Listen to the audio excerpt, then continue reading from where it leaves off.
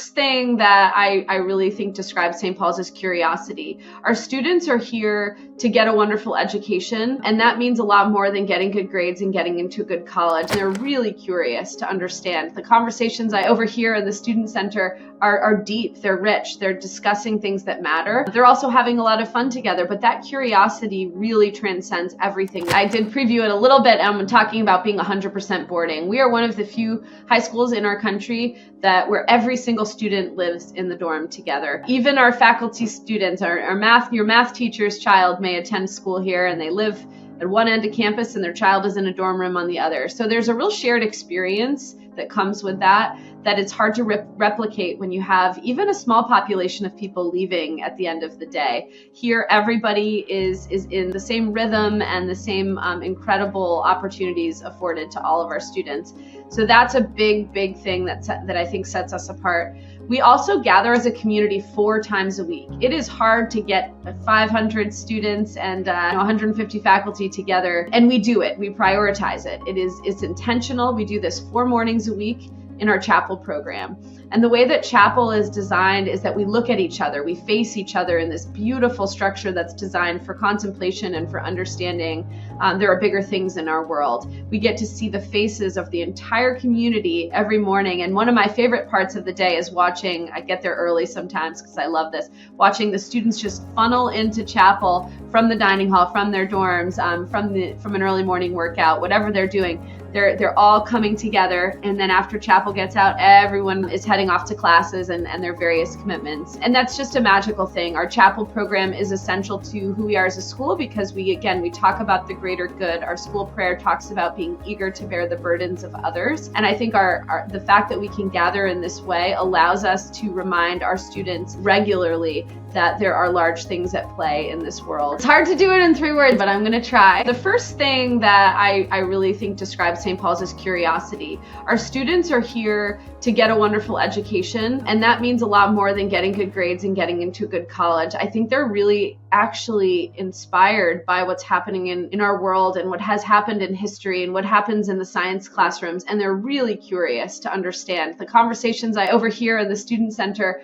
are deep, they're rich, they're discussing things that matter. They're also having a lot of fun together, but that curiosity really transcends everything. It's not just in class, but it's about how we live together in community and how we learn from one another. A second word I would say is kindness. This is essential for us. We are 100% boarding everybody to create an environment of belonging for every student. Kindness is the thing that matters most. And so we talk about it, we cherish it, and I believe our students live it really well.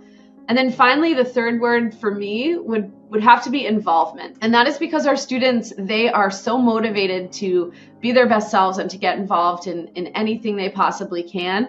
They are not just scholars, they are not just artists, they are not just athletes, they are not just really good citizens who care about others. They are all of those things. And that's because there's this culture of involvement here. It is not the St. Paul's way to sit in your room with your nose buried in your book. You will have a lot of homework, and we expect a lot academically, but you're going to be out in the library. You're going to be working with your peers. You're going to be celebrating the work you're doing together in community. And that's because our students are really involved. We have about 75 clubs and activities that are active this year, and they meet regularly. So you're often going to pass a group of kids fishing on the pond. They're as part of the Anglers Club.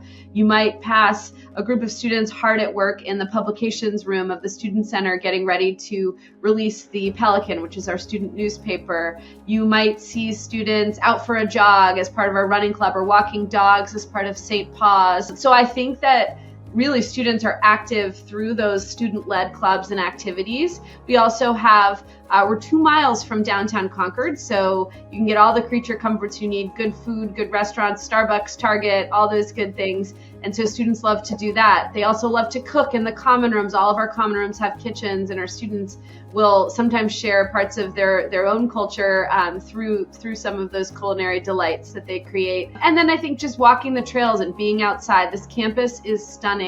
I'm biased, but it is true to everyone who comes on this campus. It really is a beautiful place where students can be inspired every day by natural beauty. So they may be playing spike ball on the chapel lawn. They may be walking the trails in quiet contemplation. They may be just staring at a beautiful rainbow over the pond. but they're outside a lot. Because we are a school, again, that's 100% boarding, our students stick around. And we know that that's because, in large part, we offer fun things for them to do. So there's usually a couple of activities on a Saturday night. It could be a dorm volleyball competition. It could be, a dance. It could be a movie in the quad where people all bring their chairs and blankets. And there's always a feed. So there's always a feed which involves food from a local restaurant and to bring people together. At the same time, sometimes when there are larger school events, like a dance, there might also be a rectory open house. Our rector, Mrs. Giles, opens her home and has some baked goods, and her dogs are out there to pet and hang out with, and you'll play board games and talk about whatever's going on in the world and have a chance to engage with Mrs. Giles. So that's really fun. We also have club and activity meetings, particularly on Sundays.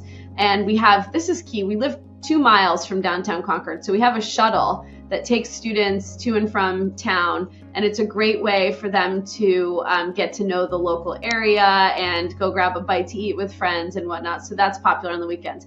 But I'll be the first to tell you, Sundays are for rest. You need to sleep in, go to brunch, hang out with friends, and that rest is important because, it's busy here and you need that day to recharge. So while there's always stuff going on, we might go to the Red Sox, we might go skiing in the winter, we might go on a hike in the fall and spring, but that's all optional. It's up to you if you want to do that or if you just want to chill with friends. So lots to choose from. So this is something that we're asked a lot. And of course, we're looking for students who are really strong academically. I think that's our first kind of criteria, that we make sure our curriculum is challenging and we want to make sure that our students are going to be able to really thrive here and be able to do the work, not only do the work, but really, really find joy in it and love that challenge. But, we worked with our faculty sort of beyond that basic level of we want really strong students. What else is it that makes kids particularly successful at St. Paul's? And they came back to us with some consensus, actually, quite significant consensus with 3 main things. So intellectual curiosity, and we talked about that a little bit earlier. Kindness, for sure, as I mentioned earlier as well. And then perseverance, because we want to make sure students are not going to run away from something that feels new or scary. You need to push through things that are a little uncomfortable to start. You need to push through the workload that you have on a given night. And that's something that we think you grow as you mature, but it's something we want to see signs that you have capacity for these 3 things as we think about our candidates. And of course, we want students who are passionate about athletics and arts and all of the wonderful things that we do. But ultimately, all of these things tie together to think about who resonates with our mission, who's going to help us advance our mission, and excellence in character and scholarship, thinking about service to the greater good and the beauty and spirit of our Millville home.